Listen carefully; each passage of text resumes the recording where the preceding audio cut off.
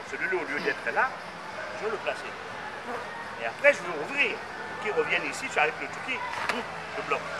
Tracer des axes de développement du karaté traditionnel en perte de vitesse au profit du karaté sportif et surtout réveiller la passion aux amoureux de ce sport de combat, étoffé et moulé au cours de ce séminaire de renforcement de capacité, a été la détermination du président de la Ligue, Michel Malalou.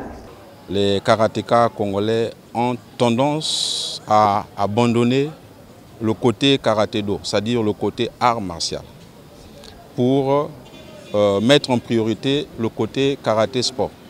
Nous avons eu donc le privilège de recevoir dans notre département un expert.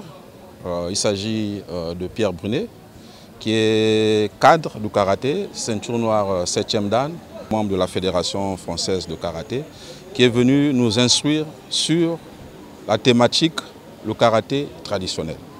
Donc cette thématique était salutaire pour le karaté congolais. Les ceintures noires, tous les responsables des clubs, des instructeurs de karaté de Pointe-Noire, ils étaient conviés à ce stage de façon qu'à leur tour, ils puissent faire le relais dans les clubs.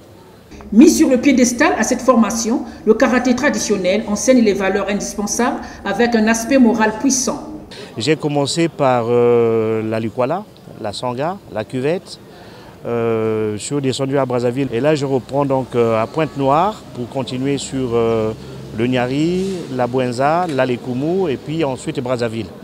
À raison de deux journées par département. L'objectif de la compétition sportive, c'est la médaille.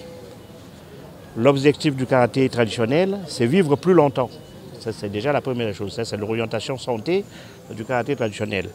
Le karaté traditionnel, en termes moraux, c'est former un être supérieur, un être qui soit capable de respecter les autres. Donc on reste dans l'aspect karaté pur. Donc l'édification d'un citoyen. Et quand on veut remonter ça au niveau de notre patrie, ça veut dire que le karaté pourrait aussi participer à la citoyenneté. Donc former des êtres prêts à prendre des responsabilités à n'importe quel niveau, avec tout le respect et toute la dignité qui est attendue. Les objectifs assignés atteints, ce stage a connu son épilogue avec la remise des diplômes de participation.